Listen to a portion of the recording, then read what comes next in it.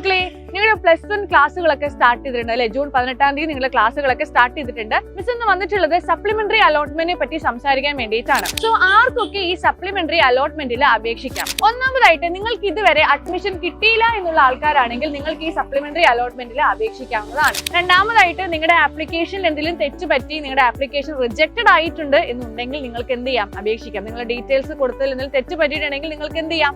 ഒന്നും കൂടെ എന്ത് ചെയ്യാം? ഫ്രഷ് ആപ്ലിക്കേഷൻ ആയിട്ട് കൊടുക്കാം. മൂന്നാമതായിട്ട് നിങ്ങൾ ഇതുവരെ അഡ്മിഷന് വേണ്ടിയത് +1 അഡ്മിഷന് വേണ്ടി അപ്ലൈ ചെയ്തിട്ടില്ല എന്നുണ്ടെങ്കിൽ നിങ്ങൾക്ക് എന്ത് ചെയ്യാം? ഈ ഒരു ആപ്ലിക്കേഷൻ കൊടുക്കാവുന്നതാണ് സപ്ലിമെന്ററി അലോട്ട്മെന്റിൽ. അതായത് നിങ്ങൾ ഇതുവരെ അപേക്ഷിച്ചിട്ടില്ല, ഒരു അപേക്ഷയിൽ നിങ്ങൾ കൊടുത്തിട്ടില്ല എന്നുണ്ടെങ്കിൽ നിങ്ങൾക്ക് എന്ത് ചെയ്യാം?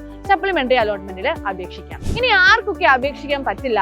ഒന്നാമതായിട്ട് സീറ്റ് കിട്ടിയ ആൾക്കാരുണ്ടെന്നുണ്ടെങ്കിൽ നിങ്ങൾക്ക് ഒരിക്കലും എന്ത് ചെയ്യാൻ പറ്റില്ല? ഈ സപ്ലിമെന്ററി അലോട്ട്മെന്റിൽ അപേക്ഷിക്കാൻ വേണ്ടി പറ്റില്ല. നിങ്ങൾക്ക് ഒരു സ്കൂളിൽ സീറ്റ് കിട്ടി, ബട്ട് നിങ്ങൾ ഇതുവരെ ജോയിൻ ചെയ്തിട്ടില്ല എന്നുണ്ടെങ്കിൽ അവരെയാണ് നോൺ ജോയിനേഴ്സ് എന്ന് വിളിക്കുന്നത്. അവർക്കും എന്ത് ചെയ്യാൻ പറ്റില്ല? സപ്ലിമെന്ററി അലോട്ട്മെന്റിൽ അപേക്ഷിക്കാൻ വേണ്ടി പറ്റില്ല. മൂന്നാമതായിട്ട് ഒരു സ്കൂളിൽ അഡ്മിഷൻ കിട്ടി TC വാങ്ങി പോയിട്ടുണ്ടെന്നുണ്ടെങ്കിൽ നിങ്ങൾക്ക് സപ്ലിമെന്ററി അലോട്ട്മെന്റിൽ അപേക്ഷിക്കാൻ വേണ്ടി സാധിക്കുന്നതല്ല. സോ ഇത്രയും ആൾക്കാരൊന്നും ശ്രദ്ധിച്ചു വെക്കുക. ജൂൺ 28-ാം തീയതിയാണ് നമ്മുടെ സപ്ലിമെന്ററി അലോട്ട്മെന്റിന് അപേക്ഷിക്കാനുള്ള അവസാന തീയതി എന്ന് പറയുന്നത്.